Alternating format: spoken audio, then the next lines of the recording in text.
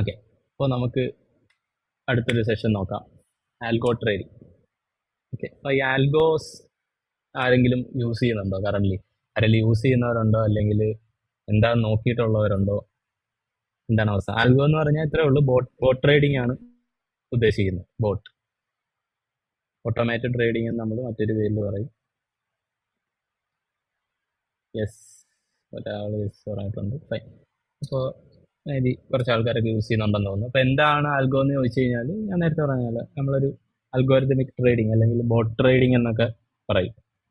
മാർട്ടിംഗലിയെ മാർട്ടിംഗൽ എന്ന് പറഞ്ഞാൽ load size multiply ചെയ്യുന്ന സെറ്റപ്പ് അല്ലേ? ഫൈൻ. അപ്പോൾ ഇതെന്താ നോക്കാം.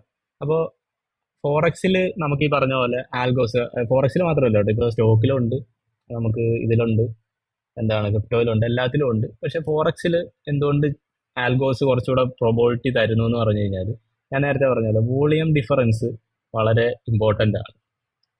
ഓക്കെ അപ്പോൾ ബേസിക് ആയിട്ട് ആൽഗോ എന്താണെന്ന് വെച്ച് കഴിഞ്ഞാൽ, ഇപ്പോൾ നമുക്ക് ട്രേഡ് ചെയ്യാൻ ഒരു സ്ട്രാറ്റജി ഉണ്ട്. ഇപ്പോൾ നേരത്തെ പറഞ്ഞല്ലോ, ട്രെൻഡ് ലൈൻ യൂസ് ചെയ്ത് ചെയ്യുന്ന ഒരാളാണ്. അപ്പോൾ കുറേ നാൾ പുള്ളി ചെയ്ത് കഴിഞ്ഞപ്പോഴത്തേക്ക് എന്താണ്, പുള്ളിക്ക് അതിനകത്തുള്ള ഒരു ഇററ് കാര്യങ്ങളൊക്കെ മനസ്സിലായി. അത് ഇങ്ങനെയൊക്കെയാണ് സംഭവം, ഇന്ന സ്ഥലത്ത് എത്തിക്കഴിഞ്ഞാൽ അത് വർക്കൗട്ട് ആവത്തില്ല, ഇന്ന സ്ഥലത്ത് എത്തിയാൽ പ്രോബബിലിറ്റി കൂടുതലാണ്. അപ്പോൾ എന്ത് ചെയ്യുക, ഈ ഒരു കാര്യം വെച്ചിട്ട് നമുക്കൊരു ബോട്ടിനെ ഡെവലപ്പ് ചെയ്യാം അല്ലേ? അതിനാണ് നമ്മൾ ആൽഗോ ട്രേഡിംഗ് എന്ന് പറയുന്നത്. ആ ഒരു ബോട്ടിനെ എന്നിട്ട് റൺ ചെയ്യുന്നു, എന്താണ് 24/7 അല്ലെങ്കിൽ 24/5 മാർക്കറ്റ് ഉള്ള ടൈമിലെല്ലാം റൺ ചെയ്യുന്നു. ആ സെറ്റപ്പ് എപ്പോഴൊക്കെ വരുന്ന ബോട്ട് അപ്പോഴെല്ലാം ട്രേഡ് ചെയ്യുന്നു. മനസ്സിലായി? ഇത് വളരെ ബേസിക് ആയിട്ട് ഈ ക്യാൻഡിൽ ക്ലോസ് ഒക്കെ വെച്ചിട്ടുള്ള സ്ട്രാറ്റജി ഒക്കെ ഉണ്ട്. അതായത് ഇപ്പോൾ നമ്മൾ ബുള്ളിഷ് എൻഗൾഫിങ്, പിൻ ബാർ, അങ്ങനെയുള്ള ക്യാൻഡിൽസ് ഒക്കെ ഉണ്ടല്ലോ. അപ്പോൾ ആ ക്യാൻഡിൽ ക്ലോസിംഗ് ഒക്കെ വെച്ചുള്ള സ്ട്രാറ്റജികളൊക്കെ ഉണ്ട്. ഇപ്പോൾ ബുള്ളിഷ് എൻഗൾഫിങ് വന്ന ഒരു ബുള്ളിഷ് ക്യാൻഡിൽ വന്നിട്ട് അടുത്തൊരു ബുള്ളിഷ് ക്യാൻഡിലൂടെ ഫോം ചെയ്യുകയാണെങ്കിൽ ആ ക്യാൻഡിൽ ക്ലോസ് ചെയ്യുന്ന ടൈമിൽ ഒരു ബൈ എൻട്രി എടുക്കും. സ്റ്റോപ്പ് ലോസ് ഇത്ര പിപ്പായിരിക്കും വെക്കുന്നത്, ടാർഗറ്റ് ഇത്ര പിപ്പായിരിക്കും വെക്കുന്നത്. മനസ്സിലായി? എന്നിട്ട് അത് റൺ ചെയ്യും. അപ്പോൾ ഇവിടെ ഉള്ളൊരു കാര്യം എന്താണെന്ന് വെച്ച് കഴിഞ്ഞാൽ, ഇത് ഓട്ടോമാറ്റഡ് ആയിട്ട് ഇങ്ങനെ റൺ ആയിക്കൊണ്ടേയിരിക്കും. നമ്മൾ ഒന്നെങ്കിൽ ക്ലോസ് ചെയ്യണം, അല്ലെങ്കിൽ മാർക്കറ്റ് ക്ലോസ് ആവുന്ന ടൈമിൽ ക്ലോസ് ആവും. ഓക്കെ, അപ്പോൾ ഇവിടെ ഇമോഷൻ ഇല്ല എന്നൊരു കാര്യമുണ്ട്. ഇപ്പം നമുക്ക് ഏറ്റവും കൂടുതൽ ആൾക്കാർ സ്ട്രഗിൾ ചെയ്യുന്നൊരു കാര്യം അതാണ്. ഈവൻ ഞാനാണെങ്കിലും ഇപ്പോഴും സ്ട്രഗിൾ ചെയ്യുന്നൊരു കാര്യം അത് തന്നെയാണ്, ഇമോഷൻസ്. ഓക്കെ, നമ്മളിപ്പോൾ എത്ര വർഷം എടുത്തെന്ന് പറഞ്ഞാലും നമുക്ക് ഇപ്പോഴും ഇമോഷൻസ് വരും. ഓക്കെ, 2 ട്രേഡ് അടുപ്പിച്ച് സ്റ്റോപ്പ് ലോസ് ആയി കഴിഞ്ഞാൽ മൂന്നാമത്തെ ട്രേഡ് എടുക്കാനുള്ള ടെൻഡൻസി വരുന്നുണ്ടെങ്കിൽ അതാണ് ഇമോഷൻ. മനസ്സിലായി? അപ്പം അതെനിക്കും വരാറുണ്ട്, എല്ലാവർക്കും വരുന്നതാണ്. പക്ഷേ ഈ ആൽഗോസിന് അത് വരത്തില്ല. പക്ഷെ ആൽഗോസിന് ഇമോഷൻ ഇല്ല എന്ന് വെച്ചിട്ട് അതൊരു ബെനിഫിറ്റ് ആയിട്ട് നമുക്ക് പറയാനും പറ്റത്തില്ല. കാരണം നമുക്ക് എടുക്കുന്ന പോലത്തെ പ്രിസൈസ് ആയിട്ടുള്ള ഡിസിഷൻസ് ചിലപ്പോൾ ആൽഗോസിന് എടുക്കാൻ പറ്റത്തില്ല. അതായത് ഞാൻ നേരത്തെ പറഞ്ഞൊരു കാര്യം ശ്രദ്ധിക്കുക, ന്യൂസ് ടൈമിൽ ഹൈ ഫ്ലക്ച്വേഷൻസ് വരുമെന്ന് പറഞ്ഞു അല്ലേ? അപ്പോൾ എനിക്ക് 2 അക്കൗണ്ട് ഉണ്ട്. എൻ്റെ ഒരു അക്കൗണ്ട് ഞാൻ തന്നെയാണ് ട്രേഡ് ചെയ്യുന്നത്, എൻ്റെ ഒരു അക്കൗണ്ട് എൻ്റെ ബോട്ടാണ് ട്രേഡ് ചെയ്യുന്നത്. അപ്പോൾ ഈ ബോട്ടിനെ ഞാൻ രാവിലെ ഓണാക്കി ഇട്ടു, ബോട്ട് ട്രേഡ് ചെയ്ത് 6 മണിക്ക് ഈ പറഞ്ഞ പോലെ ഒരു എന്തോ മേജർ ഇവന്റ് വരുന്നുണ്ട്, ആ ടൈമിലും ബോട്ട് ട്രേഡ് ചെയ്യും. മനസ്സിലായി? അപ്പോൾ മറ്റേ അക്കൗണ്ടിൽ എന്ത് ചെയ്യും, 6 മണിക്ക് ഒരു ഇവന്റ് വരുന്നുണ്ടെന്ന് വെച്ചിട്ട് ഞാൻ ആ അക്കൗണ്ടിൽ ട്രേഡ് എടുക്കത്തില്ല.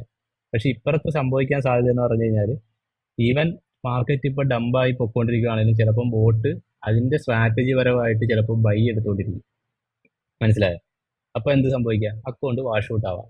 അപ്പോൾ ഇങ്ങനൊരു പ്രശ്നമുണ്ട് ആൽഗോയിന്.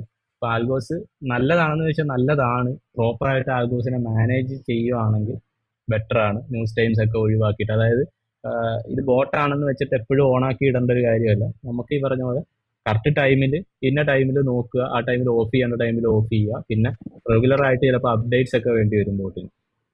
മനസ്സിലായി? അതായത് ഇപ്പോൾ ഇപ്പൊ ഉപയോഗിക്കുന്ന ബോട്ടിനെ കുറിച്ചും അതിന്റെ സ്ട്രാറ്റജി അല്ലെങ്കിൽ അതിന്റെ ഡീറ്റെയിൽ ഏത് MD4 MD5 ഉണ്ടോ അതൊക്കെ ഒന്ന് പറയാമോ? അതായത് ഇപ്പൊ ഞാൻ ഉപയോഗിക്കുന്ന ബോട്ടിന്റെ കാര്യമാണ്.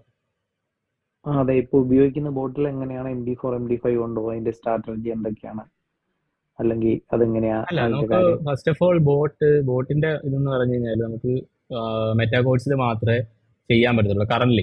മറ്റുള്ള പ്ലാറ്റ്ഫോംസിൽ ചെയ്യാം, സി ട്രേഡിലെ DXലോട്ടൊക്കെ ചെയ്യാം. പക്ഷെ അത് കോപ്പി ട്രേഡറൊക്കെ വെച്ചിട്ട് അങ്ങോട്ടും ഇങ്ങോട്ടൊക്കെ കണക്ട് ചെയ്യേണ്ടി വരും. അല്ലാതെ നമുക്ക് ബോട്ടിനെ ഡയറക്റ്റ്ലി ഇംപ്ലിമെന്റ് ചെയ്യാൻ പറ്റുന്നത് എപ്പോഴും MT5 അല്ലെങ്കിൽ MT4 ചെയ്യുന്നത്. ഓക്കെ, ഇനിയിപ്പോൾ ഞാൻ യൂസ് ചെയ്യുന്ന ബോട്ട് എന്ന് പറഞ്ഞു കഴിഞ്ഞാൽ, ഇപ്പോൾ എൻ്റെ കയ്യിൽ യൂറോയുടെ ബോട്ടുണ്ട്, അതുപോലെ XIU ഗോൾഡിൻ്റെ ബോട്ടും ഉണ്ട്. കറന്റ് 2 റണ്ണിങ്ങിലാണ്. അപ്പോൾ അത് ഞാൻ ഈ പറഞ്ഞ പോലെ ഞാൻ മാനുവലി ട്രേഡ് ചെയ്യുന്ന ഒരാളായതുകൊണ്ട് തന്നെ ഞാൻ പ്രോപ്പറായിട്ട് അതിൻ്റെ കാര്യങ്ങൾ നോക്കുന്നുണ്ട്. അതായത് ഇന്ന ടൈമിൽ അതിനെ ഓൺ ചെയ്യണം, ഇന്ന ടൈമിൽ ഓഫ് ചെയ്യണം എന്നുള്ള കാര്യങ്ങൾ ചെയ്യുന്നുണ്ട്. പക്ഷെ അങ്ങനെയൊക്കെ ചെയ്യാനാണെങ്കിൽ നിങ്ങൾക്ക് പ്രോപ്പറായിട്ട് ചെയ്യാം. ഓക്കെ, അപ്പൊ അതിൽ യൂസ് ചെയ്യുന്ന സ്ട്രാറ്റജി എന്ന് പറഞ്ഞാൽ ഇതാണ് ഈ പറയുന്നത്. മാർട്ടിങ്കൽ അല്ല, ആരോ മാർട്ടിങ്കലിന്റെ ഒരു കാര്യം പറഞ്ഞിട്ടുണ്ടായിരുന്നു. മാർട്ടിങ്കൽ സ്ട്രാറ്റജി അല്ല. കാരണം മാർട്ടിങ്കൽ എന്ന് പറഞ്ഞു കഴിഞ്ഞാൽ ഒരു എക്സാമ്പിൾ ആയിട്ട് പറയാം. ഇപ്പോൾ എന്താണ് മാർട്ടിങ്കൽ എന്ന് വെച്ച് കഴിഞ്ഞാൽ, നമ്മളൊരു ട്രേഡ് എടുത്തു.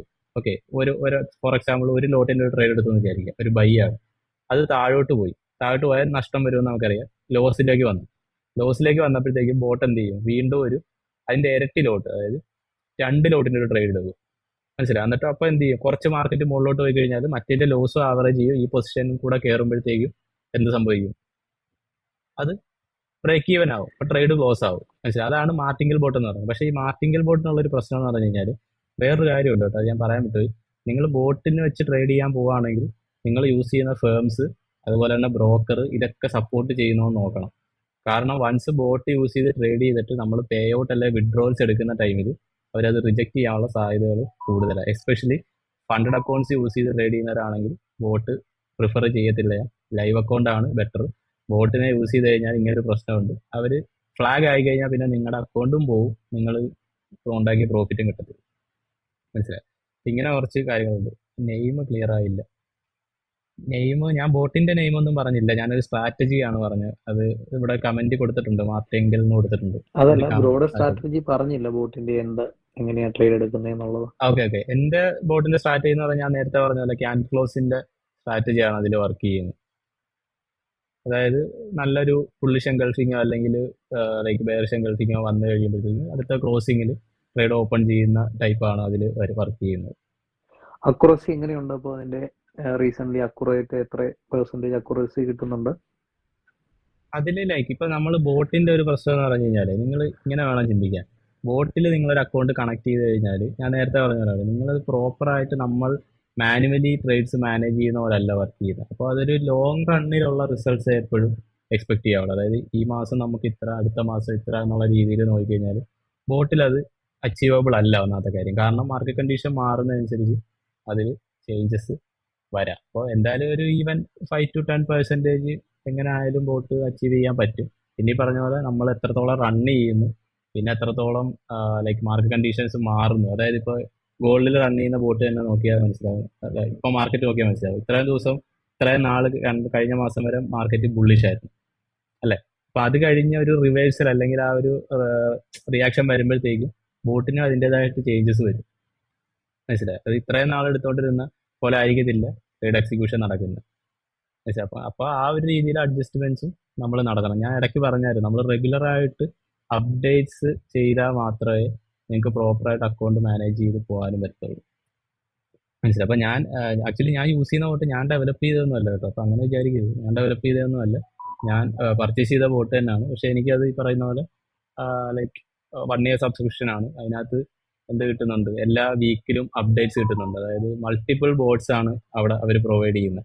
അപ്പൊ അതിനകത്ത് അവരുടെ ഡാറ്റാബേസിൽ നമുക്ക് അറിയാൻ പറ്റും. അതായത് ഈ വീക്കിൽ ഇത്ര പെർഫോം ചെയ്തു, അടുത്ത ലൈക്ക് ഈ ഡേയിൽ ഇത്ര പെർഫോം ചെയ്തു. അപ്പൊ ആ കാര്യങ്ങൾ നോക്കിയിട്ടാണ് നമ്മൾ എന്ത് ചെയ്യുന്നത്, നമ്മുടെ അക്കൗണ്ടിലോട്ട് എത്ര ബോട്ട് വേണം, അല്ലെങ്കിൽ അതിനെ നമുക്ക് പോർട്ട്ഫോളിയോ ബോട്ട് ആക്കിയിട്ടോ അങ്ങനെയൊക്കെ ചെയ്യാൻ പറ്റും. ഇതിനകത്ത് വേറെയും കുറെ അഡീഷണൽ കാര്യങ്ങളുണ്ട്. ഇപ്പൊ നമ്മൾ ജസ്റ്റ് സ്ട്രാറ്റജി അങ്ങോട്ട് കൊടുക്കുക എന്നുള്ളത് മാത്രമല്ല, എങ്ങനെ ആ ബോട്ടിനെ മാനേജ് ചെയ്യുന്നു എന്നുള്ളത് ഒരു ഇമ്പോർട്ടൻറ്റ് ഫാക്ടറാണ്. നമുക്ക് നല്ലൊരു ഫോറക്സിൽ ഒരു സ്ട്രാറ്റജി ഉണ്ടെങ്കിൽ MD5-ലും MD4-ലൊക്കെ അവർ സപ്പോർട്ട് ചെയ്യുന്നുണ്ടെന്ന് കേട്ടിട്ടുണ്ട് ബ്രോ. ഇങ്ങനെ ബോട്ട് ഉണ്ടാക്കാനായിട്ട് ഉണ്ട്. ബോട്ട് അല്ല, ബോട്ട് ജനറേറ്റ് ചെയ്യാൻ ഇപ്പൊ നിങ്ങൾക്ക് ഒരു നല്ല ഡെവലപ്പറെ കണ്ടുപിടിക്കാമെങ്കിൽ ചെയ്യാവുന്നതേ ഉള്ളൂ. പ്രശ്നമൊന്നുമില്ല. ബോട്ട് ഡെവലപ്പ് ചെയ്ത് നിങ്ങൾക്ക് തന്നെ ചെയ്യാമെങ്കിൽ ഇത്രയും ബെറ്റർ. ഇപ്പൊ സ്റ്റോക്കിലൊക്കെ കുറെ ആൾക്കാർ നല്ലൊരു സെറ്റപ്പ് ഉണ്ടല്ലോ ഇപ്പൊ ട്രേഡിംഗില്. അപ്പൊ അതൊന്ന് അല്ല, അവിടെയാണ് ഒരു പ്രശ്നം.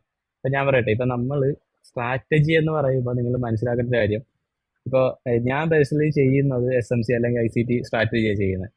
അങ്ങനെ ഒരു സ്ട്രാറ്റജി ഒരിക്കലും ബോട്ടിൽ ഇംപ്ലിമെന്റ് ചെയ്യാൻ പറ്റത്തില്ല. മനസ്സിലായി? അതായത് ഇപ്പൊ നേരത്തെ പറഞ്ഞ ട്രെൻഡ് ലൈൻ്റെ ഒരു കാര്യം പറയാം. അതാണ്, നമുക്ക് ബോട്ട് വർക്ക് ചെയ്യണമെങ്കിൽ ക്ലിയർ ആയിട്ടും ഒരു ഡേറ്റ അതിന് വേണം റണ്ണിങ്. അതായത് ഇപ്പൊ നമ്മൾ പറഞ്ഞ ഈ നമ്പേഴ്സ് എല്ലാം പ്രൈസ് ആക്ഷൻ ആണ്. അതായത് പ്രൈസ് ഇന്ന രീതിയിൽ റിയാക്ട് ചെയ്യുമ്പോൾ ഉള്ള കാര്യം അത്. അതായത് ഇപ്പോൾ ഞാനിപ്പോൾ ഒരു ഫെയർ വാല്യൂ ഗ്യാപ്പ് വരച്ചു, അല്ലെങ്കിൽ ഒരു ഓർഡർ ബ്ലോക്ക് വരച്ചു, ആ ഓർഡർ ബ്ലോക്കിൽ എത്തുമ്പോൾ ട്രേഡ് എടുക്കുക എന്നുള്ളൊരു ഇൻപുട്ട് ബോട്ടിൽ കൊടുക്കാൻ പറ്റത്തില്ല. പക്ഷെ നമുക്ക് ഈ ഒരു ഇൻപുട്ട് വേണമെങ്കിൽ കൊടുക്കാം. അതായത് ഇപ്പോൾ ഒരു മൂവിങ് ആവറേജ് ക്രോസ് ഓവർ സംഭവിക്കുന്ന, അല്ലെങ്കിൽ 5 EMA 10 EMA ക്രോസ് ചെയ്യുമ്പോൾ സെല്ല് ചെയ്യുക. താഴോട്ടാണെങ്കിൽ സെല്ല് ചെയ്യുക, മുകളിലോട്ടാണെങ്കിൽ ബൈ ചെയ്യുക. ആ ഇൻപുട്ട് നമുക്ക് കൊടുക്കാം. ഇപ്പം നിങ്ങൾ ബോട്ട് ജസ്റ്റ് ഫ്രീ ബോട്ടൊക്കെ MT5 ഉണ്ടായി, അതെടുത്തിട്ട് അതിൻ്റെ ഡിസ്ക്രിപ്ഷൻ വായിച്ച് നോക്കുക. അപ്പോൾ അതിനകത്ത് പ്രോപ്പറായിട്ട് എല്ലാ ബോട്ടിലും കൊടുത്തിട്ടുണ്ട് എന്തൊക്കെയാണ് യൂസ് ചെയ്യുന്നത്, RSI, അങ്ങനെ പല കാര്യങ്ങളും. അപ്പോൾ നമുക്ക് ഈ പറയുന്ന പോലെ ടെക്നിക്കലായിട്ടുള്ള കുറച്ച് കാര്യങ്ങൾ യൂസ് ചെയ്തിട്ട് മാത്രമേ ചെയ്യാൻ പറ്റുള്ളൂ. അല്ല നമ്മൾ ചാർട്ടിൽ വരയ്ക്കുന്ന കാര്യങ്ങളോ ഒന്നും വെച്ചിട്ട് നമുക്ക് ബോട്ടിനെ ഡെവലപ്പ് ചെയ്യാൻ പറ്റത്തില്ല. അങ്ങനെ ഒരു കാര്യമുണ്ട്. പ്രൈസ് ആക്ഷൻ ആണ് വേണ്ടത്. പ്രൈസ് ആക്ഷൻ പ്രോപ്പറായിട്ട് ഇന്നത് സംഭവിച്ചാൽ ഇന്നത് ചെയ്യുക. മനസ്സിലായി? അതായത് ഇപ്പം ഞാൻ നേരത്തെ പറഞ്ഞത്, ഒരു ബുള്ളിഷ് ക്യാൻഡിൽ ഇത് ക്ലോസ് ചെയ്താൽ, ഇത്ര പിപ്പിൽ ക്ലോസ് ചെയ്ത് കഴിഞ്ഞാൽ എന്ത് ചെയ്യുക? അവിടെ ഒരു ട്രേഡ് ഓപ്പൺ ചെയ്യുക. അതാണ് ബോട്ടിന് ഫീഡ് ചെയ്യുന്ന ഡേറ്റ എന്ന് പറഞ്ഞത്. മനസ്സിലായി? യെസ്. ഇപ്പോൾ ആ ബോട്ട് എങ്ങനെയാണ് പർച്ചേസ് ചെയ്യുന്നത്, അത് നമുക്ക് പിന്നെ ഡിസ്കസ് ചെയ്യാം. ബോട്ടിൻ്റെ കാര്യം, കാരണം ബോട്ടിൻ്റെ കാര്യം ഇപ്പോൾ കുറേ നമുക്ക് ഡിസ്കസ് ചെയ്ത് ലൈക്ക്. അപ്പോൾ ഞാൻ ഇവിടെ നിർത്തിയത്. ഓക്കെ. അപ്പോൾ ഇതൊക്കെയാണ് ബോട്ട് ട്രേഡിങ്ങിൻ്റെ കാര്യങ്ങൾ. അപ്പോൾ ബോട്ട് ട്രേഡിങ് പറഞ്ഞ പോലെ നിങ്ങൾ ചെയ്യാൻ പ്ലാൻ ഉണ്ടെങ്കിൽ പ്രോപ്പറായിട്ട് നോക്കുക. പിന്നെ ഫ്രീ, ഈ പറഞ്ഞ പോലെ ഓഫ് കോഴ്സ് എല്ലാത്തിനും ഒരു ഫ്രീ സൈഡും ഉണ്ട്.